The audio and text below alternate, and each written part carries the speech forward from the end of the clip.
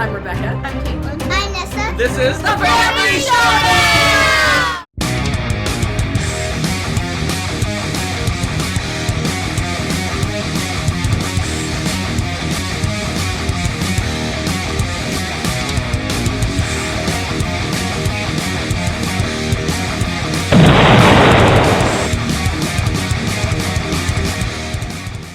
Howdy folks, welcome back to my top 100 games of all time. I'm Hunter. This is Rebecca. This time we're dressed similarly. We are. Alright, today we're looking at my 60 to 51. It's the best of the worst. Worst. Top of the bottom half. Let's take a little preview. 4 up, 4 down, and 2 new. So standard. You know what? We said that last time, but I did a little research. Yeah. Standard would actually be 2 up, 6 down, and 2 new. Really? Would be the standard. Oof. So this is the list of punitation. But not this time. But Only not 4 this time. punitations this time. So lots of love this time. This is like maybe the most love of any section. We'll see. Most beloved of all the worst. What? All right, here we go. I like how you call these the Started worst. off with my number 60 with the best art in board gaming. Yokohama. Oh, that was sarcasm. She hates the art. I like the art. It's good art. Meh. Yokohama. I mean, it's not bad. It's just not interesting. But the game, on the other hand. All right, so Yokohama is a Euro game. It's got a interesting mechanism that kind of drives the game. You have little assistants. You're making little trails of assistants around the board, and you have a master worker. We call him Mr. Fancy Pants. He goes and does the main action of the place, but he can only travel via assistants around the board. It's a modular board setup where you put all the different areas and there's certain rules on how they're put out, but it's modular. You can kind of randomize it a little bit. Of the different areas. You're basically going out and you're producing goods, you're making trading houses, you're fulfilling contracts, you're doing all kinds of Euro goodness. Sadly, I have the regular poor man's, whatever, the non-deluxeified version, but it's still nice. It's pretty good production even for the regular version. Yeah. I like this game quite a bit. I enjoy it. I like the art. Let's look at a little bit. We gotta look at Mr. Fancy Pants. Let's You gotta look explain. I don't have fancy. Our guy isn't Fancy Pants. Oh yeah. The deluxe guys. The deluxe version has Mr. Fancy The Pants. deluxe guy is all dressed up and got a monocle and got nice fancy pants. Yeah, he's ridiculous. Our guy is just a little pawn guy. Oh, Mr. Fancy Pants, you're so boring. Yeah, the non-deluxe guy is not. He is a sorry pawn, maybe. Oh, he's sorry, all right. Oh man. Mr. Fancy Pawns. Mr. Fancy Pawns. Well, here's the art that she hates. Maybe we should paint some fancy. It's upside down. See, it's very Boring. I like it. It's very Boring? Oops, it's upside down too. Yeah, doesn't matter. It's all the same. It's all the same. I Meh. like it. Eh. It's hard to see. Let's see if I can get the right angle. I think what it is it's very Stark. There we go. And not Tony Stark. That's We're upside talking. No. Yeah. I like it. But it's a fun little Euro the game. game is good. It's The game is very good. It's a fun little Euro game. It's my number 60. It was 68 last time, 58 the time before that. So holding strong. It actually went up a little bit. I don't know why. Just did. You want to play it apparently. I do want to play it. Now that's the new rule, right? I want to play it. Yeah. We haven't played this one in a little while. I do like like games that give you a lot of different options of things to do. Mm-hmm. You get contracts and you get technologies and just all these different Euro things. I like it. It's got a nice progression. You kind of start off doing almost nothing, and towards the end you're doing all kinds of cool things. It's got set collection. Got a lot of cool things going on. What was this ranked before? I just said 58. No, wait. 68. Went up 8 places. 8 places. Okay. Yeah. So yeah, it's pretty stable though. It's Yeah. pretty stable. It was 58 before that, and then 29 the first year I played it because it was new. Had a new sheen on it. Plus, it was a deluxeified version. We got the cheaty version. We got the cheaty version. I like how you call it the cheaty version with this. But what's interesting Yes. is another game with very similar mechanisms in my head is slightly better. Okay. What game would that be, you ask? That would be Yamatai. That's not Yamatai. I mean, not Yamatai. What did I say? Yamatai. I don't- Istanbul. I was like, Not Constantinople. Or not Yamatai either. What did I say? Yamatai. I don't know. Istanbul. Istanbul. So it has the same mechanism where you're dropping off little assistant dudes. I don't know what they're called. Little discs. And your main guy kind of trails around those and does actions as well. So very similar mechanisms. But I enjoyed this one more for several reasons. Rubies. Rubies. No. It's quicker to play, easier to set up, easier to relearn. We have the massive Grand Bazaar, all the expansions version, which is really cool. Even the little camel. We have the little camel too. That's a promo. It's a promo thing, but but we have like all the stuff for this. And I just enjoy this one. It's modular boards. Again, those two games, Yokohama and not Yamatai, in my head are just very similar. But this one just, I guess, is easier to get to the table, easier to play, easier to relearn.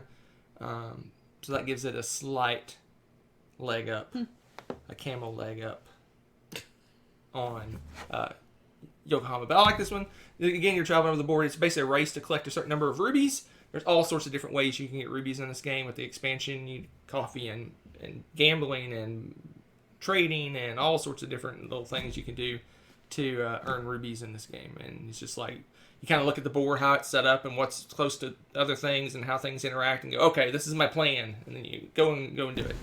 But there's lots of different ways. You can build up your resources. You can build up how many resources you can carry around. You can deliver letters. There's just so many. Well, and you can also have, your crooked cousin or somebody do stuff for you too? Yeah, your crooked cousin. You basically send him off to do things for you. You pay for him to get out of jail. But then the other player can throw him into jail if they go to where he is. It's funny. It's the weirdest random mechanic in a game, and I love it. I like this game. It's really cool. We played this one a long time ago. We've played it a lot, though. It's been on my list since 2016. Yeah. So 50, 38, 43, 66, and now 59. So kind of all in the same neighborhood. It's stable. This one went up as well. It went up. They both kind of went up the same amount. They were like a little bit more separated last year. I think 66 for Istanbul, 68 for Yokohama, but this year they both went up and they both stayed in the same kind of. So I guess I like that mechanism. You do. That traveling, stepping on assistants' heads, doing actions. Leaving a trail of assistants behind you in the wake of... Yeah, it is an interesting thing that you don't see very often in games. I wonder if the person who created Yokohama, I hope it's not the same designer, I'd feel silly, had a lot of influence off Istanbul because it has the same, very similar mechanisms. They basically took Istanbul and made it into a heavy Euro game. Yeah, it's Hisashi... No, Hayashi. it's Rudiger Dorn. Yeah, it's two different people. Rudiger? I don't know. Yeah. Anyway, that's my number 59, Istanbul. Two very well-designed games. So my number 58 got punitated. Pretty good, 28 spots. Ooh.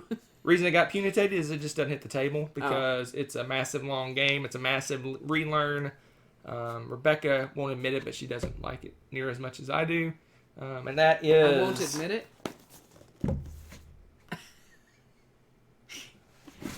Food chain magnate. You can always tell what it is by the back of the box. It's alright. It comes in a those shirt boxes they give you at the mall. Yeah, it really does. No, I don't. Where did you get the idea? I don't like this game. I don't know. You seem to get frustrated by it when we play. Really? Oh, maybe if I screw something up, I get frustrated. But no, I like this game a lot. Food chain magnate, super massive, heavy Euro game. It's it's a game where there's only. I think there's one thing that's random in the entire game, and that's selecting the length of the game at the very start. Yeah. After that, you have perfect information other than what the other players are doing. Obviously, you don't know what they're going to do, so there's the randomness and the differential in the game. But basically, you're running a food chain, and you're basically making pizzas and hamburgers and Coke and lemonade and different types. No, I think there is an alcoholic beverage too. Is there? I want to say. But what you do, it's interesting because you set up your little restaurant and then you're basically want your neighborhood that you're in to come and get your stuff. So you need to influence them to come in to buy your stuff. So you need to advertise. You need to have proximity to them. You need to have the best prices. And it's a balance between getting the right prices, getting people to buy your stuff. Because if your prices are too high, they're not going to buy your stuff. But basically, they're going to look at what goods are available and what their demand is, and you're going to calculate based on price and how far they have to travel, they're going to pick and choose which goods they're going to buy. So if your prices are too high or if you're too far away, then they're not going to purchase your goods. It's got a nice little corporate structures. So basically, you have all these different employees you can buy, and it has a little chain. So if you want to eventually get one of the, like a district manager, you're going to have to make a discount manager. You have to make a luxuries manager, which you have to make one of these other things. So it's like a chain. So you basically upgrade your workers and make them, I guess, give them promotions into higher and better jobs and do things more efficiently. On top of all that, you got all these different achievements, what I call your achievements that you're trying to do. And the first one to do those gets the achievement, and then if anyone else in that same turn can get that achievement as well, which gives you a kind of a superpower. And once that happens, the next turn it's unavailable. So you have to kind of look at what your opponents are doing, and like, okay, she's going to go for this one thing. Do I want to try to tag along and get it in the same round, or do I want to go get something else that she won't be able to get, but then I won't be able to get the thing that she got? So it's just a crazy heavy Euro. It's very punishing. If you get started on a wrong footing, it's really hard to catch up. Yeah. I won't say it's impossible, but it's very hard to catch up. Yeah. Even your starting setup of the game, when you're setting up and picking and choosing where you put your opening your business, can make all the difference. In fact, we learned that the very first game we played. We didn't know much about the game. We kind of we learned the rules and we were ready to play, but where Rebecca put her restaurant, basically the game wouldn't work for her at that point. So now we made a rule. Only go so far. We made a rule on how we set up the modular board. It has little tiles that you put out. We set it up kind of in a friendly way, so there's not a way to totally mess over the other player by putting your restaurant in a certain spot. So we kind of set up a friendly version of the board when we play, because you really can mess someone up pretty bad, depending on where you place your restaurant in relation to them. Because it has underpasses and overpasses, and people actually, they don't just do like as the crow flies to get your stuff. They actually follow the streets. Yeah. So the number of tiles they have to travel to get to your restaurant is figured into that calculation of whether they actually buy your good or not. Yeah, so. I'm not seeing one off the top, but I have like a love-hate relationship, because like I love the art and the theme. Like they made this into a menu board, right? And I like the 50s style art for it. But then these are an abomination. I mean, they're just hideous. It's so funny, but it makes it easy to see where you put stuff and count the number of tiles that you or distance you're from and things like that. But one thing too, if you guys are like huge fans of this game and stuff, this was the best purchase. Oh, the little accordion from Board Game Geek. Yes, this you're like, what? Because normally when you set up the game, it's covering. We have a massive 6-foot by 4-foot game table. It would take up 2/3 of the table to put all the cards on the table. But then you just set them in like a file folder, and you put all the cards out. It's got them labeled, so you just pop them in, and then it's right there. Oh my gosh! And then we also got. I showed them the bits already. No, for the achievements we got. Oh, the achievements thing. Where do we put them? I don't know where that is. Where are they? Oh, you talking about the little whiteboard thingies? Yeah. I think they're in the bottom. Are they underneath this? I think so, yeah. No, I don't see them. Okay, they're there. Oh, they're there. Somewhere. There they are. They are. I was like, I don't know where they are. There's not much in here. So for all the achievements, normally you have cards for that, but then we got little dry erase marker boards, so you just X off when you can't get an achievement, or check mark it when you do get the achievement. That's really cool too. And you just erase them and put them back in the box. So that saves these were all cards. So this alone is 15 cards you have to lay out, and everyone needs to be able to see them. So you can't stack them. You have to actually lay them out. And then you have all the different workers, which are a million different workers, and you have to have stacks of all those, because there's some of those are limited. You only have a certain number of each one of those, so you need to see how many are there. You can't just do a stack of cards. So it well takes worth up a ton of space to set this up. Well worth it. And it wasn't that expensive to get the bits in the store. Now the little fun bits, they're more expensive. Oh, the Meeple Realty stuff? But these are, I think Meeple Realty? Yeah, Meeple Source. Meeple Source, sorry. And they're a little more expensive, but if you're playing the game a lot, you might as well have fun. What I was supposed to organized. So that's my number 58. Food Chain Magnate. It was 30 last time, so it dropped 28 spaces, like I said. Oof. Just because it just doesn't hit the table that often. I do enjoy the game quite a bit. We played it again. It's a pretty It's pretty. It's heavy. It's a bear to play, and it plays. I want to say, a quick game for us is 3 hours. It says 2 to 4 hours, but you got to be cranking it out to get a game done. Yeah, in 2 hours. I guess we think about it too hard. Yeah. All right, so let's move on. Let's move on to my number 57. One of the 2 new games. If you're following along at home, I have 2 new games. This is one of them. It's another West Kingdom game. This time it is a Paladins of the West Kingdom. So if you know, watched in the previous videos, Architects has already shown up. Paladins just showed up at 57. So I like this one slightly more. What is it, like probably 10 places, or how much higher over Architects is it? Yeah, almost exactly 10. Exactly 10 places. Look at that. Okay, so Architects Brains. and Big then old Paladins. brains. Oh dear. Paladins. So Paladins of the West Kingdom is a worker placement game, but it's interesting in the fact that you put your workers on your own board. So you have your own player mat that you put your workers on. You're not actually competing for spots, other people's spots and for workers, huh? And What's jail that? time. And jail time. Yeah, you're not competing for spots with other players. Well, I guess in Architecture you're not really competing for spots either, because you can. Some spots you can't go. Only one person can go to, but a lot of them, multiple people can go to. But anyway, so you're putting you're drafting your workers at the start of every round. There's some cards played out that you're going to select from, and those are going to tell you what workers you have to work with that particular round. So turn order can be particularly powerful in this game because drafting first can be valuable if there's certain workers you want, and they're only on maybe one card. If someone else takes that card, then you're not going to get that particular worker. You're going in, you're doing actions on your board. You're basically, it's point salad, so you're doing all kinds of different things. You're pulling monks and, I want to say, warehouses? I don't know what they're called.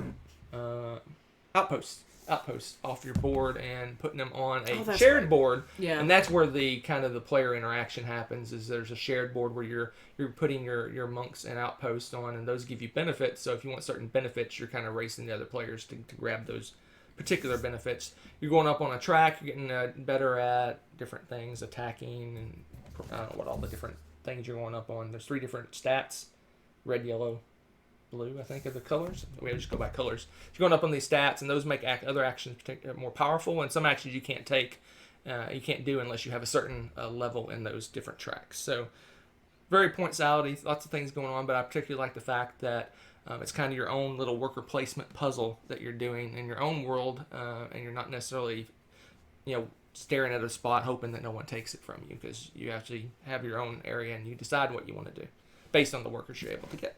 And if I remember correctly, too, it's really important to balance pretty well, right? Because if you only focus on one thing, it gets really hard for you to achieve some of those goals. Possibly, yeah, because if you get certain workers, they're not going to be as valuable to you, right? Because you can't use them. But anyway, really enjoyed Paladins. It's my favorite. We just I'm gonna spin around. It's right here. And we just got the mail this one. So we don't know where this one's going to land, but I'm guessing it's going to be in my top 100 somewhere, because I'm loving all the West Kingdom games. They're all really solid, what I call midweight Euro games. They're probably more mid-heavy Euro games. But they're fun. But I love them, and I'm hoping that Viscounts is just as good, if not better, than Paladins of the West Kingdom. Woohoo! Fun times. And that was new to the list. We just got that one. I don't remember when we got that one. Late last year, maybe? Yeah, I think that sounds right. All right, let's move on to a perennial favorite. And what's interesting about this game, it has stayed, all 5 years it's been within 13 spaces of its original ranking. That's really solid. So 2015 it was 43, then 52, then 50, then 48, and then 48 again, and now 56. So it went down a little bit, just because we haven't had a chance to play it in a while. I think I played it, last time I played this was at BGG-Con with a crazy tricked out version of the game, but before that, it was a long time ago. And that is Battlestar Galactica! Oh my goodness. This one just stays on my list because every time we play this game, it is epic. I never had a ho-hum, It's true. Every game's been crazy, last minute, betrayal, people accusing the wrong people secretly were bad guys, you had no clue, people throwing people in the brig that aren't even bad guys, all kinds of craziness going on. You ended up being a bad guy.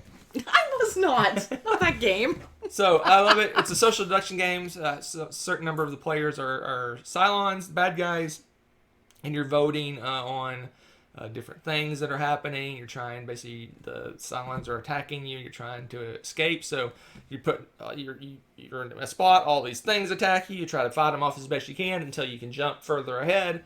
Then they all come and catch up, and they start attacking again, and you jump further ahead again. Eventually, you jump all the way home, and you win, or the Cylons win.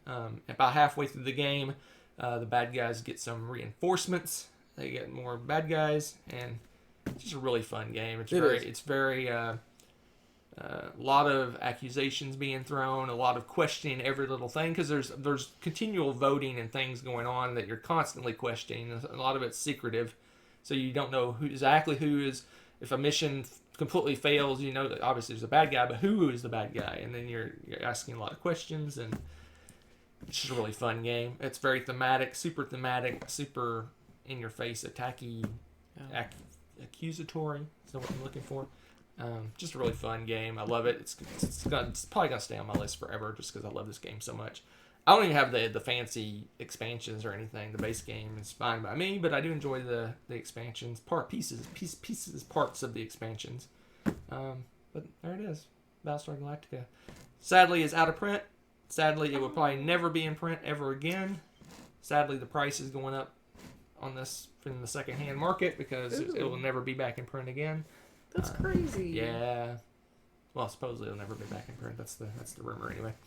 But anyway, love it. Love my little base game of Battlestar Galactica. It's been around for a long time. This is probably the first big, heavy, epic game we played, I'm guessing. Yeah, I agree. Because we got this one early on in our gaming. Yeah. When our gaming went from Yeah. This is one of the first big, heavy, massive games we got. Yeah, because I think when we first played it, we only had 4 people playing. It was barely enough to get it because it's like 3 to 6 players. So. I think it might be right. Yeah. That might be right. Anyway, love it. Battlestar Galactica. Woohoo. Went down a little bit, but just because it landed basically the same spot. We just say 2020. Blame 2020. All right, here's another punitive failed. Man, I failed got beat up this list. I don't know why. Wow, man. Poor failed. There's a few faileds that didn't get beat up, but this one did. Went down 24 places. Jeez. And that is Macau. Macau. Why are you hating on Macau? Why am I hating on Macau? I don't know. Last time we played it, it was good. I enjoyed it, but it's like I said, I think my tastes in games are changing. They must be. They are changing. It's still in the 50s. That's crazy. Yeah, but it dropped. Let's say conservatively, I played 2,000 games. Okay. If this is number 55, I don't want to do the math, but it's like top 4% of my games. Did I do that right? I don't think that's right. 55. I thought you weren't going to do the math. 2,000 games. 2.7% ish of my games. Meh. It's so funny when people say, "Oh, it's dropped so much." I know. I'm just messing with you. It's the top 100. That's greatness. Anyway, Macau, which I just looked it up, is being re-implemented as Amsterdam in the new Failed City collection. So before we had Bruges, which was Hamburg. Now we got Macau, which is now Amsterdam. Will be Amsterdam when it gets released. Woot woot. This one's been out of print forever. We thought there was going to be a 10th anniversary edition, but I guess they're doing this. The city collection was the one that got this. So because it came out in 2010. Really? Okay. 2010, maybe 9. So we thought it was going to happen last year, but it didn't happen. So they must. I guess Queen must have got the rights, or Feld, or someone got the rights and away from Rio Grande and. Mine now. Mine. Grande or Grande? Grande. Anyway, so Macau is it's got a cool mechanism. It's got all Feld games seem to have like a little trick. And the trick is this little what do they call these rows? What do they call these things? The compass rose. Is that what it's called? Compass rose. Yeah. Anyway, you have this cool little thing. So basically, every round you're going to be drafting some cubes. You're going to be putting the cubes on however many cubes you draft. Let's say you take 4 green cubes. You're going to put the 4 green cubes on the 4. These are fun. But if you instead you take 6 black cubes, you put it on the 6. But if you just take one little red cube, you put it on the 1. And what you're going to do is this little thing is going to rotate each round, and whatever it rotates to, whatever's on the 1, next round you're going to get all that stuff. So you can potentially build up a big turn. So if I get four red this time, and then next turn I get 3 because it rotated. I get 3 red. Now I got 7 red sitting in that spot. And let's say next turn I put 2 green there.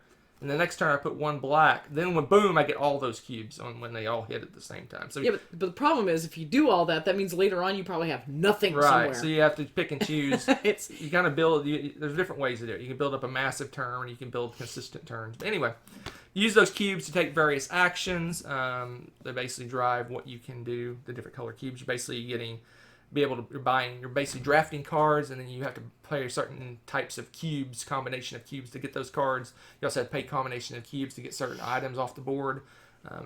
You use those cubes to drive your boat. It's just you're driving around your boat, you're delivering goods out in islands. There's all sorts of fun things going on. I don't know why this one dropped.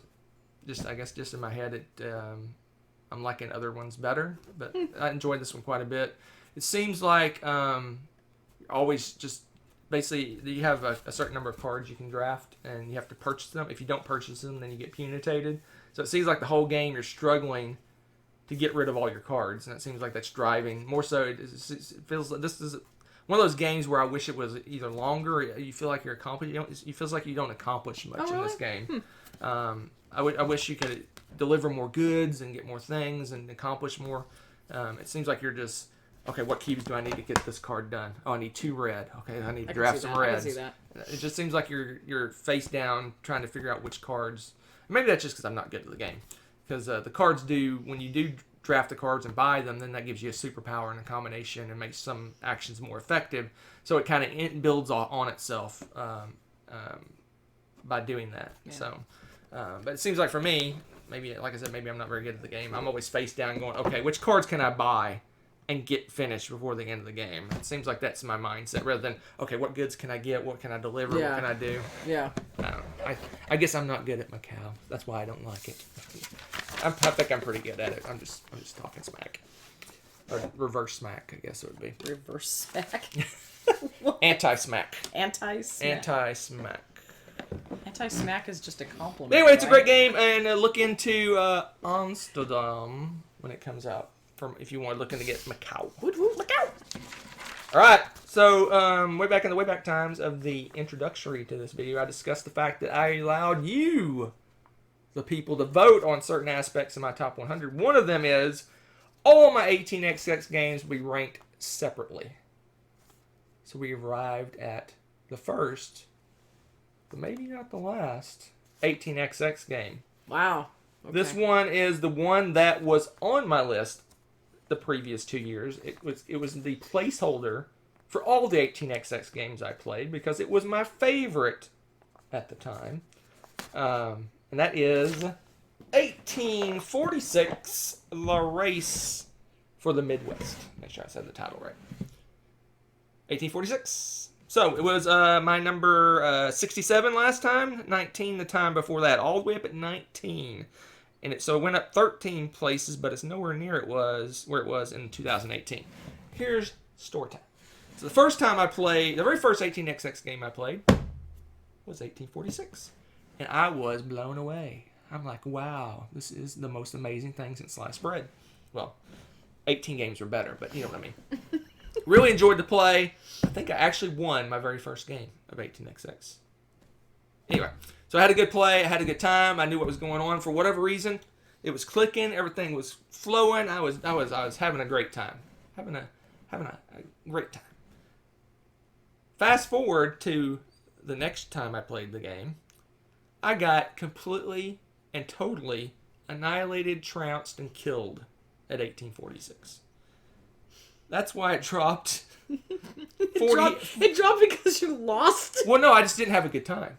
I was literally just hanging on, barely surviving, staying just out of bankruptcy, not accomplishing anything, knowing an hour into the game that I had another 4 hours to go, and there was zero chance of me having any chance of winning. So yeah, it was pretty miserable. And that's one thing, that's one aspect of 18xx that you have to know going in. you may find yourself in a bad situation. And then there you are, and that's pretty much it. You can catch up some, but you're not, unless the other people make horrible moves, you're not going to, unless you're up to the upper tiers, hanging in there, you're not, if you're down here just barely able to afford a train and things are falling apart, and you just, it is what it is. But I've learned my lesson on 18x games. I know what to do and what not to do, and for the most part, I mean, I still make mistakes and do stupid things, but not to the point where I'm completely out of the game. At least all the 6 or 7 games I played, since that bad play, I haven't had a situation where I'm like, there's no chance of me winning this game. Anyway, 18xx games is a railroad game where you're a corporation, one or more corporations, and you're building tracks, you're connecting routes, you're getting points based on your trains and traveling on those routes, buying better and better trains. The whole goal of the game is to collect as much personal money as you can, not company money, your own personal money. So you need to find a way to filter money out of your corporations and potentially out of other people's corporations into your personal funds, because whoever has the most money at the end of the game, based on cash on hand and value of your stocks, wins the game. So 1846 is my least favorite 18xx now, and the reason being... Spoilers! I already said it was my least favorite. There's going to be others. Anyway, the main reasons is this game is pretty unforgiving. If you make some bad mistakes in this one, you're as my play said, you're just toast. If you get a bad combination of starting companies and private corporations that don't have much synergy, you're gonna be in trouble. The other reason is the stock market is a linear stock market. It's only mean anything to 18xx players, but it's a linear stock market. I'm more a fan of the three-dimensional, not three-dimensional. That'd be really cool. 3D stock market. We got someone out there invent that. No, two-dimensional stock market. Basically, this game, the stock only goes up and down. It's. Oh really? I don't mind that. I like the ones that go up. That have that can go up and sideways and left and right and things like that. It just makes it more strategic in how you handle your buying and selling of stocks, and whether you pay out your money or not. The stock market is more robust, and that the track laying and the route building is probably my least favorite aspect of the game. I like more the companies and the stock market and buying stocks and things like that. That's my more, I enjoy that much more. So and this one, it kind of minimizes the stock market and focuses more in on the track building and the corporations and things like that. And like I said, it's one of all the ones I've played mostly the friendly ones. This one is the least forgiving, I think, of all the ones I've played. Oh, okay. Interesting. There you go. Very interesting. My number 54, 1846. It did go up 13 places because we've had a couple of good plays of 1846 recently. We've been playing on 18xx.games, I think. That's what it's called. That is a cool website. Anyway, there you go. So there is that. All right, let's move on to my 53. This is one I have mixed emotions about. I really enjoyed the gameplay. I'm going to tell you a little story before I tell you what it is. I really enjoyed the gameplay. I really enjoy many aspects of how the game works. I do not enjoy the fact that it's like my arch nemesis because Lords of Hellas is like, you ever watched Star Trek Wrath of Khan, where it says he tasks me. This game tasks me because I went all in on this. I was sold. This is my kind of game. This is literally the kind of game I love. It's attacky. It's Euro-y. You have a lot of decisions. It's fun. There's multiple paths to victory. You build up your character, which I love. There's so many aspects of this game I love. So I even went crazy and paid for the cool paint job that this game had. And you know what? I've seen some pictures of some people's paint jobs on this game, and I'm like, wow, that looks amazing. Mine looks like total garbage. It looked like a 2-year-old got some spray paint and went crazy with my things. I've tried multiple times to fix it. I suck at painting. So I eventually just put a base gray coat on everything to make them look like just normal miniatures you'd get in an unpainted miniature box. And even then, that makes me angry because now all my miniatures smell like spray paint. So that's why this game is as low as it is. If I would have got nicely painted miniatures in the first place, this would probably be maybe even top 30, 20, maybe, because I love the gameplay. Anyway, Lords of Hellas is kind of a dudes on the map kind of game. You're going out, you're putting troops on, you're moving around the board, you're building these monuments, you're upgrading your character. Everyone has superpowers. Yeah. You're building these giant monuments. It basically has the miniatures actually has a base, and you actually physically build the monument up. 4 different ways to win. 4 very different ways to win. You can do area control. You can go out and slay massive giant beasts. You can control the certain lands that have temples on them. You can control a certain number of these little shrines.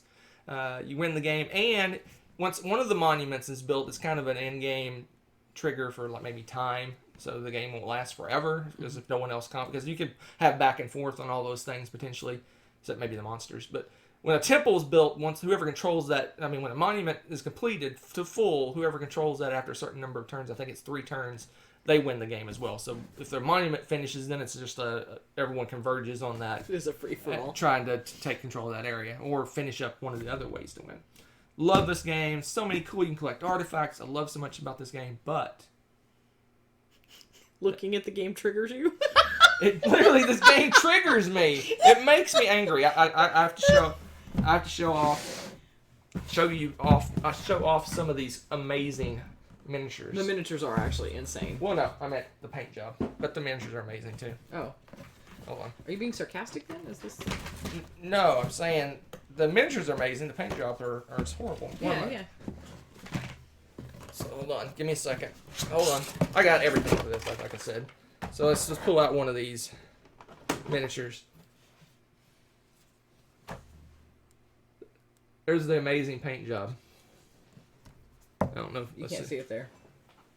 Let's see if I can get. There's too much light. Where can I put it? There. That's the amazing paint job. Look the top. Look at the top. It's completely white, and then the sides. It's just. It's like they.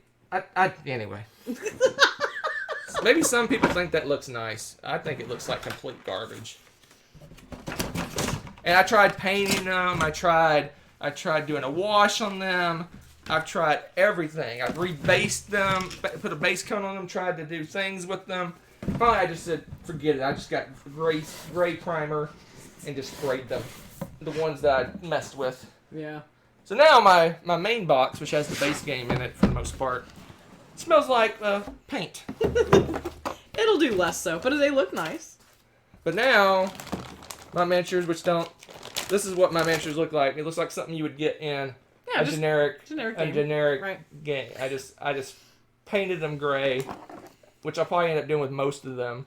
Because I can't paint a lick, but I think I'd rather have that than half white, half partial black stuff. I just love that everything is like, this is just a part of one of the big monuments.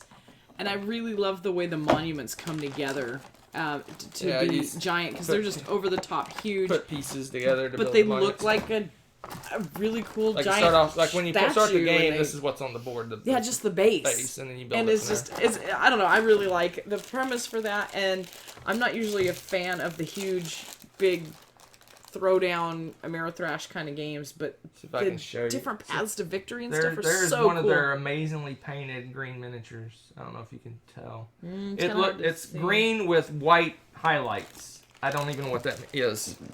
Oh, these aren't too bad. Yes, they're horrible. Okay, well, they're horrible. They're horrible. Don't let anyone tell you different. They're horrible.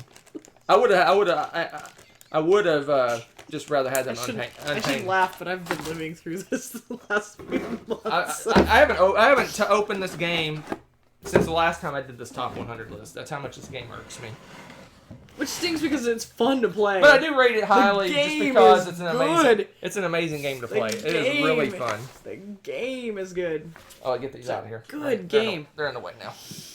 don't think I got this box fully closed. Oh dear. Anyway, wonderful game. Get the retail version that's unpainted. Moral of the story. All right, so move on to my 52. This went up 4 places. You know why I went up 4 places? Because I have Deluxeified edition in the massive, giant box that is Raccoon Tycoon. Oh my gosh, this game. So I got the massive deluxe, giant, big, giant all the shinies. Box of giantness. Anyway, I love this game. It's a this is what I would call a gateway economic game. Very simple. Did Nessa play this with us? I don't think so. Nessa could play this game. Anyway, it's a really super straightforward economic game. It's you have all these different commodities. Basically, it's buy low, sell high. When the prices fluctuate up and down, you sell when they're high, and then when you sell, that drives the price down. So there's that. You also use those resources to buy railroads, which is set collection, and you buy towns. Mm-hmm. Yeah, they're towns. Which is not set collection, but they're worth victory points. Then there's these buildings you can buy that give you superpowers that make your actions more efficient and let you do different things. We have the Fat Cat expansion, which added more, and we enjoyed that. It adds a couple other things you can spend your resources on.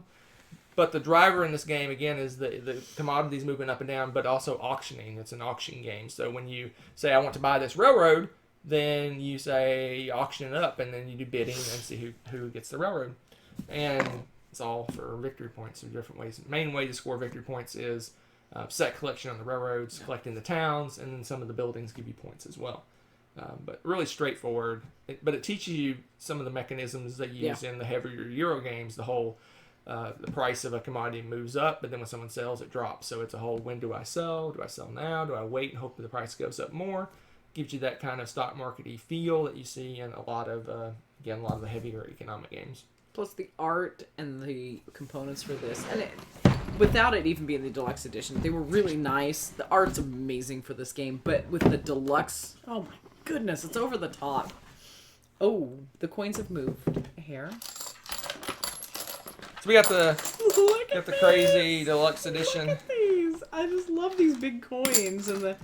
Got the coins. And these are giant, thick, heavy, metally coins. They're not the little thin, cheapy coins, and they got some heft to them. This is like the 100-piece, and this one is 1 piece. And they did them different sizes. Isn't that cute? I love that. I thought that was a nice touch.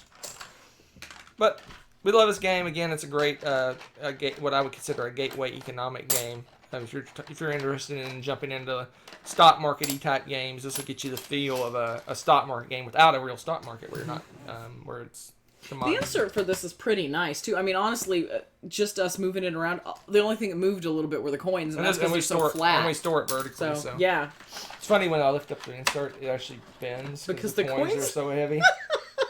But there's more insert underneath, which has all the different building cards and things like that. Really nice. The expansion is really good. It adds gives everybody a unique ability that you can use once per game. That was fun. I liked that. It adds these little animal figures that you can get, and tycoons that give you points as well. Mm-hmm. What else does it give you? A little bag. A little bag. That's for the money. Yeah.